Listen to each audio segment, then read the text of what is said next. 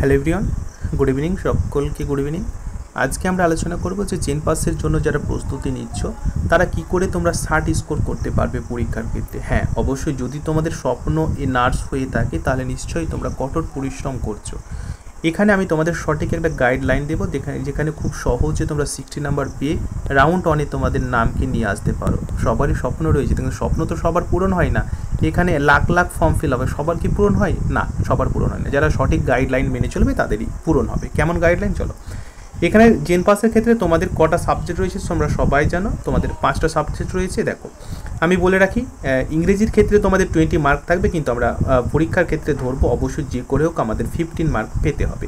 রিজনিংয়ের ক্ষেত্রে অবশ্যই আমরা 20 মার্ক পাবো, কোনো গল্প হবে না। 20-র মধ্যে 20 মার্ক অবশ্যই তোমরা পেয়ে যাবে। আচ্ছা, জীবনবিজ্ঞান আমি ধরে নিলাম তুমি এখানে জীবনবিজ্ঞানে 10 মার্ক পাচ্ছ। কত মার্ক পাচ্ছ? 10 মার্ক পাচ্ছ।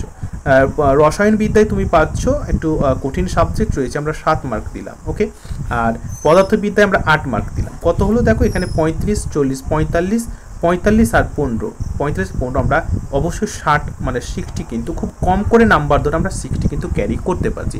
আর যদি তুমি 60 পেয়ে যাও পরীক্ষার ক্ষেত্রে তাহলে তো কোনো গল্পই হবে না। অর্থাৎ রাউন্ড 1-এ কিন্তু তুমি অবশ্যই তোমার নামকে দেখে যেতে পারবে। অর্থাৎ সিট অ্যালটমেন্ট যে লেটারটা রয়েছে না, সেটা অবশ্যই তুমি পেয়ে যাবে। রোহিত, তারা এটাই ছিল আমাদের সঠিক গাইডলাইন, এবং এই গাইডলাইন অনুযায়ী তোমরা চলতে থাকো। আমার ক্লাস প্রত্যেকটা যদি তোমরা দেখো তাহলে দেখবে পরীক্ষার ক্ষেত্রে অবশ্যই তোমরা 60 হাসতে হাসতে তুলতে পারবে। যারা ডিপ্রেশনে রয়ে গেছো, যারা নিট পরীক্ষা দিয়েছো কিন্তু নিট পরীক্ষাটা খারাপ এসছে, ঠিক আছে, তারা জেন পাসের জন্য স্বপ্ন দেখো, স্বপ্ন নিশ্চয়ই পূরণ হবে। 60 যদি তুমি প্লাস স্কোর করতে পারো। আমি আবারও বলছি, ইংলিশের ক্ষেত্রে 15, রিজনিংয়ের ক্ষেত্রে 20 অবশ্যই পাবে। জীবনবিজ্ঞানে 10 রাখলাম, মোট 10 মার্ক। রসায়নবিদ্যায় 7 মার্ক এবং পদার্থবিদ্যায় 8 মার্ক, টোটাল হয়েছে আমাদের 60 মার্ক। অবশ্যই পরীক্ষার ক্ষেত্রে ভালো পেতে পারো।